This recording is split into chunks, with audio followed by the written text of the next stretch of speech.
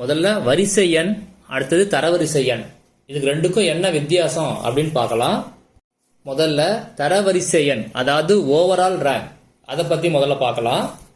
Overall rank அப்படிங்கிறது நீங்க எக்ஸாம்ல எடுத்த மார்க், உங்க ரேங்க் படி யார் யார் எவ்வளவு மார்க் எடுத்திருக்கீங்க அப்படின்னு உங்க எல்லாருக்கும் போட்டதுதான் ஓவரால் ரேங்க்.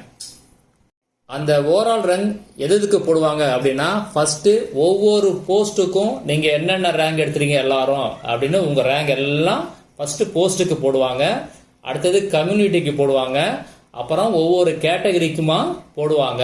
இதுல எல்லாத்துலயுமே நீங்க எவ்வளவு ஓவரால் ரேங்க் இருக்கீங்க அப்படின்னு ஓவரால் ரேங்க் ஃபுல்லா போட்டுருவாங்க. இந்த ஓவரால் ரேங்கை வச்சு தான் வேகன்சியை ஃபில்அப் பண்ணுவாங்களா அப்படின்னா, அதை வச்சு ஃபில்அப் பண்ண மாட்டாங்க. உங்க வரிசை எண், அதாவது உங்க ரேங்க் பொசிஷனை வச்சு தான் ஃபில்அப் பண்ணுவாங்க. இந்த ரேங்க் பொசிஷன், அதாவது வரிசை எண் எங்க வரும் அப்படின்னா, உங்க மெமோல இந்த வரிசை எண் வரும். தரவரிசை எண்ணுக்கும் வரிசை எண்ணுக்கும் வித்தியாசம் கண்டிப்பா இருக்கும். சில பேருக்கு கம்மியா இருக்கும், சில பேருக்கு நிறையவே இருக்கும்.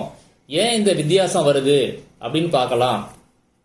முதல்ல நீங்க அப்லோட் பண்ணும்போது இல்ல ரீ அப்லோட் பண்ணும்போது இதுல உங்க அப்ளிகேஷன் ரிஜெக்ட் ஆனர்ச்சி அப்படின்னா அதனால நிறைய கேப் வரும். உங்களுக்கு முன்னாடி எத்தனை பேருக்கு ரிஜெக்ட் ஆனதோ அதை பொறுத்து நீங்க அட்வான்ஸ் ஆவீங்க. ரெண்டாவது, எஜுகேஷனல் குவாலிஃபிகேஷன். நல்லா புரிஞ்சுங்க. டிஎன்பிஎஸ்சி குரூப் 4ங்கிறது 10th தான் குவாலிஃபிகேஷன் அப்படின்னு நீங்க கேள்விப்பட்டிருப்பீங்க. நிறைய வீடியோவில் அதான் சொல்லியிருக்காங்க, 10th தான் குவாலிஃபிகேஷன் அப்படின்னு சொல்லியிருப்பாங்க. அது தப்புன்னு நான் மறுபடியும் வீடியோவில் சொல்றேன். 10th மட்டுமே கிடையாது, +2 இருக்கு, டிகிரியும் இருக்கு. அதனால இது 10th மட்டுமே கிடையாது. இப்ப என்ன பண்ணுவாங்க அப்படின்னா, பர்டிகுலர் போஸ்டுக்கு இந்த எஜுகேஷனல் குவாலிஃபிகேஷன் வரும்போது அவங்கள அப்ப அங்க பிரிப்பாங்க. அதே மாதிரி நீங்க பிஎஸ்டி வச்சிருந்தீங்கன்னா நீங்க இன்னும் கொஞ்சம் அட்வான்ஸ் ஆவீங்க. சில போஸ்டுக்கு சிஓஏ தேவைப்படும், அப்ப அட்வான்ஸ் ஆவீங்க. அதே மாதிரி டைப்பிங்க்கு, ஷார்ட் ஹேண்டுக்கு, ஹையர், லோயர், இதை வச்சியும் அவங்க என்ன பண்ணுவாங்க, கொஞ்சம் கொஞ்சமா எல்லாரையும் அட்வான்ஸ் பண்ணி அந்த வரிசை எண்ணையே மாத்துவாங்க. அடுத்தது ஏஜ் லிமிட். அப்புறம் என்ன சொல்லுவாங்க சில வீடியோல, நோ ஏஜ் லிமிட் அப்படின்னு சொல்லுவாங்க. அதுவும் தப்பு. ஒவ்வொரு போஸ்டுக்கும் ஒரு ஏஜ் லிமிட் இருக்குது. அந்த ஏஜ் லிமிட்டுக்குள்ள உள்ளவங்களையும் அந்த வரிசை எல்லாம் மாத்துவாங்க. சில போஸ்டுக்கு மட்டும்தான் நோ ஏஜ் லிமிட். அந்த போஸ்டுக்கு உள்ளவங்கள அதுக்கு உள்ள சூட்டபிளா உள்ள போஸ்டுக்கு மாத்துவாங்க. அப்போ அவங்க வரிசை எண் மாறும். அதே மாதிரி சில போஸ்டுக்கு ஏஜ் கிளாஸ் கொடுத்திருப்பாங்க, அவங்களும் அதுல அட்வான்ஸ் ஆவாங்க. இதனால தான் இந்த வரிசை எண், அதாவது ரேங்க் பொசிஷன் மாறுது.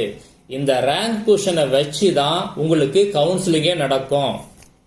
கவுன்சிலிங்ல வேகன்சி எப்படி ஃபில்அப் பண்ணுவாங்க அப்படின்னு ஆல்ரெடி ஒரு வீடியோ ஒன்று போட்டிருக்கேன்.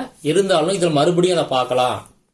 ஃபர்ஸ்ட் யாருக்கு ஃபில்அப் பண்ணுவாங்க அப்படின்னா, ஜெனரல் டர்ன், அதாவது பொது பிரிவு அப்படின்னு ஒன்று இருக்குது, ஜிடி. இதை தான் ஃபர்ஸ்ட் ஃபில்அப் பண்ணுவாங்க. சரி, இதுல யார் யாரு வருவா அப்படின்னா, எல்லாருமே வருவாங்க.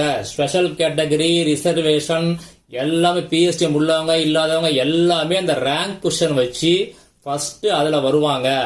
அதை ஃபர்ஸ்ட் ஃபில்அப் பண்ணி முடிச்ச பிறகுதான் அடுத்தது எதுக்கு போவாங்கன்னா, ரிசர்வேஷன் போகும்போது உங்களுக்கு கம்யூனிட்டி வைஸ் கொஞ்சம் வருவாங்க. அடுத்தது ஸ்பெஷல் கேட்டகரி வைஸ் போய் முடியும். இப்ப லாஸ்டா வந்த சிவி லிஸ்ட்ல ஏஏ போஸ்ட், ஸ்டெனோடைபிஸ்ட் போஸ்ட், இதுக்கு எவ்வளவு ரேஷியோல எடுத்திருந்தாங்க அப்படின்னா 1:3. இது யாருக்குன்னா ஜெனரல் டர்ன். அதே மாதிரி 1:1.5. இது மத்த ஆல் ரிசர்வ்டு கேட்டகரிக்கு.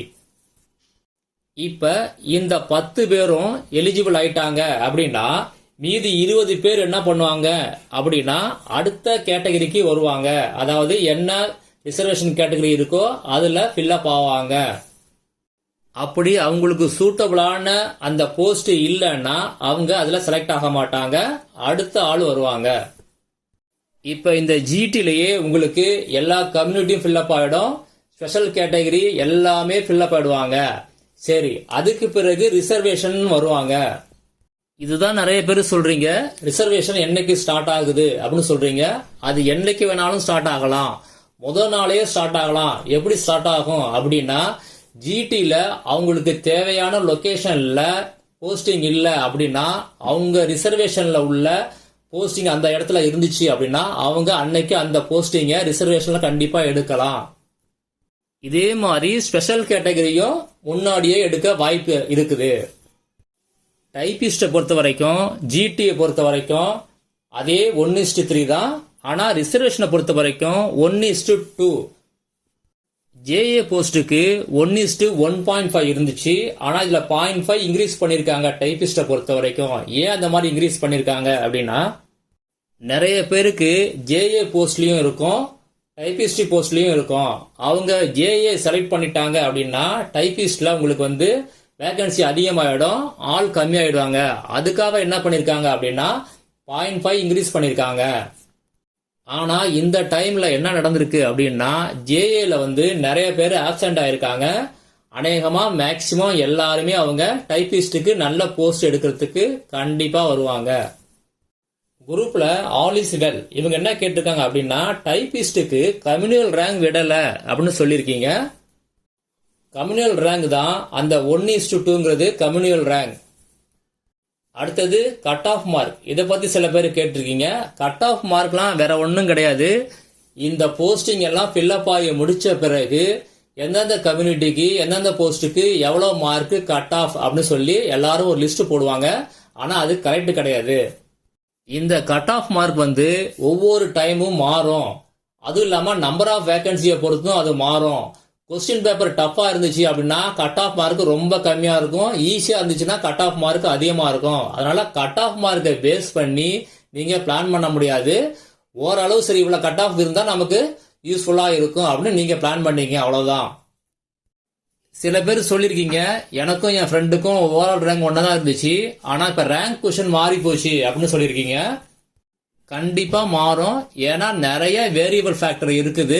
அது டிஎன்பிசி கரெக்டா அது பார்த்து தான் போடுறாங்க. அதனால நீங்க கன்ஃபியூஸ் ஆகி தேவையில்லை. அவங்க போற ரேங்க் பொசிஷன் கரெக்ட் தான். சில பேருக்கு கவுன்சிலிங் லேட்டா வரும். அவங்க என்ன நினைச்சிருப்பீங்க அப்படின்னா உங்களுக்கு போஸ்டிங் கிடைக்காது அப்படின்னு நினைச்சிருப்பீங்க. ஆனா உங்களுடைய கேட்டகரி என்னவோ அந்த கேட்டகரியை வச்சு தான் உங்களுக்கு போஸ்டிங் வரும். அதனால எந்த டேஸ்ல வருது அப்படின்னு நீங்க கவலைப்பட தேவையில்லை. உங்க கேட்டகரிக்கு வேக்கண்ட் எப்படி ஃபில்அப் ஆயிட்டு இருக்குது அப்படின்னு ஒவ்வொரு நாளும் பார்த்துங்க. அவங்க கேட்டகரி வரும்போது அந்த வேக்கன்சி ஆட்டோமேட்டிக்கா ஃபில்அப் ஆகும். அதனால வேக்கன்சி ஃபில்அப் ஆகுறது கட் ஆஃப் மார்க் வச்சு கிடையாது. உங்க ரேங்க் பொசிஷன் பிளஸ் உங்க கேட்டகரி இதுதான் அந்த வேகன்சி ஃபில்அப் ஆகிறது டிசைட் பண்றது. டிஎன்பிசில எப்படி வேகன்சி ஃபில்அப் பண்றாங்க அப்படின்னு ஏற்கனவே ஒரு வீடியோ போட்டிருக்கேன். அந்த வீடியோ ஒரு தடவை நீங்க செக் பண்ணி பாத்துங்க.